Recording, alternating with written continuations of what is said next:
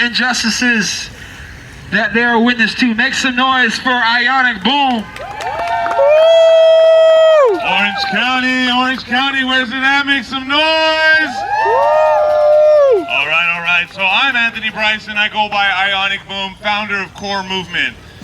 Today we're talking about hate and the rise of hate crimes. But before we talk about hate and the rise of hate crimes, I want you all to understand what motivates hate. Okay? Because you can't talk about something without realizing the essence of where it comes from. Hate is motivated by fear. Fear and the lack of understanding. Whether it's transphobia, whether it's homophobic, whether it's just typical blatant white supremacy, whether it's prejudice, there's a fear at the root. A fear that these immigrants are invading. We use coded words like invading. But we have open paths for refugees, but we have rules for invaders. It's fear is at the root. They're taking all of our jobs. Really, fear is at the root. They'll turn your son or your daughter gay. Fear is at the root. They're all pedophiles. Fear is at the root. They will steal from you. Fear is at the root. Whether it's against black people, whether it's against Hispanic people, or any person, fear is the root and what motivates all hate. And so how do we fix something like this? Well, one way to start is by having conversations. And when I say having conversations, I mean having real conversations. Those face-to-face, heart-to-heart conversations. Although they may be uncomfortable, they are needed.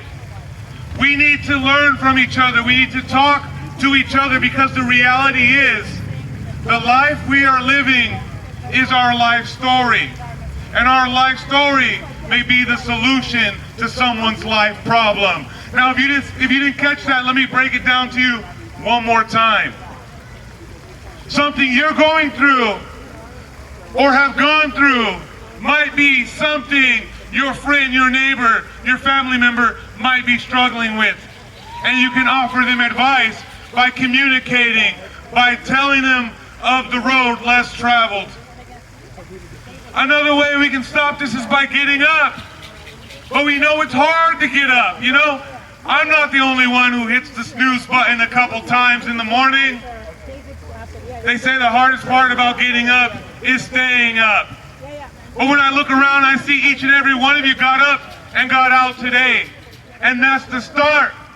You gotta have these conversations. You gotta get up, you gotta get out, you gotta communicate. Share your life story.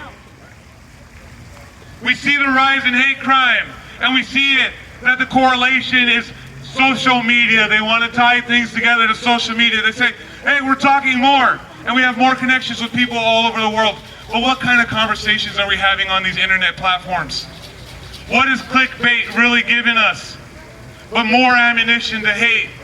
We need to have these interpersonal connections. We need to start going out, shaking hands, meeting people, having these conversations, seeing other cultures besides our sheltered reality. The fact is, too many of us continue to die in these streets. We say we protest anti-war, we're against the war in Ukraine. But what about the war here in America called surviving? We say we're revolutionaries, but where is our revolution when only 2, 3, 4, 5 people answer the call? That's how revolution starts. That's how change starts. Is you come to an event like this, you take what you learn from any of the speakers or all the speakers, and you use that, you implement it, even if you're regurgitating it, you plan it out, and you let it water with society, and trust that someone else is going to give the message that you learned today. That you will meet someone with like mind and continue to spread the change that's needed. It's not enough to come to actions like this and go home or post them and say, hey, I heard a really good speaker today.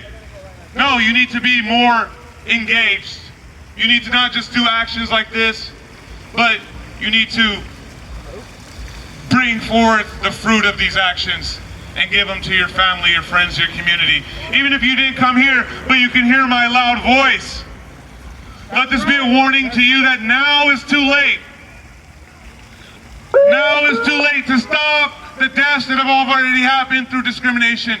Now is too late to stop the tears that have already flown. But we can prevent more deaths from happening. We can prevent more tears from flowing by working together, by uniting, by talking together. Unite! It's so weird to see that hate can mobilize people. Hate can mobilize people, but what about love? What about life? What about living a quality life? Why can't that motivate people? Why can't people get up and be about the change? They still want to say shit like blue lives matter when blue's not a life, it's an occupation. Stop misleading people when the reality of black and brown and indigenous people are slain and killed in the streets every day. The reality is they pin us against each other, so we choose to hate each other. We choose to kill each other instead of working together. Because they know that if we were united as a people, they would have no chance to divide us, to destroy us, to break us down, to have us blinded by this classism, which is really racism. We got rid of the red line and replaced it with the credit score. I could be right here and give you a lecture all day, but the only way you can stop hate is by having those conversations about these issues. This is just the basics. Have those conversations. Ask yourself, are you racist? Yes, the answer is yes, because you live in America, you're fucking racist. Everybody in America is racist. This country was built on racism. You have to unteach yourself.